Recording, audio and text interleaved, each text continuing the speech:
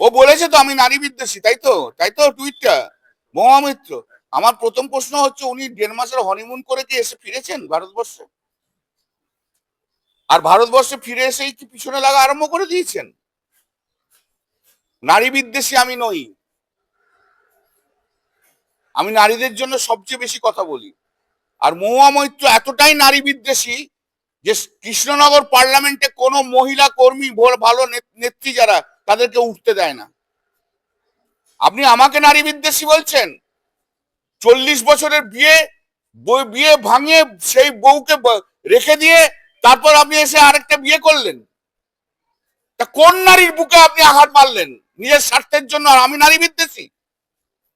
আমি জানি আপনাকে কিছু মহিলা সাপোর্ট করবে, আর সেই সমস্ত মহিলাদের ক্ষেত্রে যদি একই ঘটনা ঘটে, 30 বছর বিয়ের করার পর তার স্বামীরা যদি ছেড়ে চলে যায়, তখন তারা কি বলবে? আমি নারী বিদ্বেষী আর আপনি কি ভাবতে পারেন? 40 বছর বিয়ে হয়ে গেছে, ডিভোর্স করিয়ে সেই মহিলা কোথায় যাবে বলুন তো আমাকে? তার ছেলে পুলে আছে, she is a greedy lady. নারী বিদ্বেষী আমি নারীদের শ্রদ্ধা করি, সম্মান করি। এটা আমার কনস্টিটিউশন কেন সারা পশ্চিম বাংলা জানে। আমি একটি নারী hater, that is Mahua Moitra. I hate her. এরা কবে রাজনীতি এসছে? এর শুরু কি? এ তো রাহুল গান্ধীর বান্ধবী বলে তো কৃষ্ণনগরে কংগ্রেসের পলিটিক্স করতো, তারপর 2011 থেকে চলে এলো। একজন সিনিয়র এমপি আমাকে বলেছিল, বা আমাদের বলেছিল সেই সময়, যে তার বিধানসভার কেন্দ্রে দিদি ওর নাম প্রপোজ করেছিল।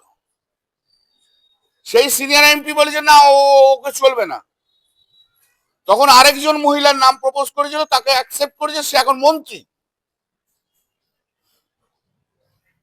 ঠিক আছে, গত 5ই জুন দিদি আমাকে বলেছিল ওই কালিয়াগঞ্জে কি ওখানে যে মিটিং করতে,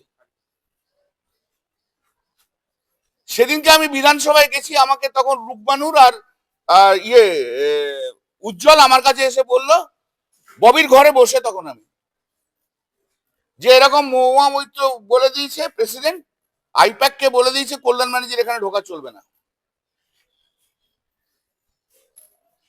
ঠিক আছে, উনি বাইরে ফরেন কান্ট্রিতে বসে বসে সব কন্ট্রোল করছেন। তারপরে আইপ্যাক বলেছে কল্যাণ ব্যানার্জিকে আনা যাবে না, যেহেতু আমি দিদিকে যে জিজ্ঞেস করলাম আপনি কি বারণ করেছেন, ওরা বলছে যে আপনি বারণ করেছেন। তখন দিদি প্রতীকজনকে ফোন করে, প্রতীকজন বলছে যে Mahua Moitra being a president, উনি বাধা দিচ্ছেন যে কল্যাণ ব্যানার্জি যাতে না যায়, এবং আমাদের ধারণা যে উনি কল্যাণ ব্যানার্জি যদি ওখানে যায় উনি স্যাবোটেজ করবেন। এই হচ্ছে মহুয়া মৈত্র। জয়প্রকাশ মজুমদার গেছে বক্তৃতা দিতে, জয়প্রকাশ মজুমদারকে অপমান করে ছাড়িয়ে দিয়েছে ওর নিজের লোকেদের দিয়ে। ববি হাকিম গেছে, কিভাবে তাদের লোকেদের দিয়ে তাদের দুর্ব্যবহার করা হয়েছে সবাই জানে। এসব 2011-র পর এসছে, 2016-তে এমএলএ হয়েছে, তৃণমূল কংগ্রেসের ভালো সময় এমএলএ হয়েছে, এবং তারপর এমপি হয়েছে, এবং এমপিশিপটাকে পুরো ভেঙে খাচ্ছে। এর কাছে আমি নারী বিদ্বেষী শুনতে হবে না।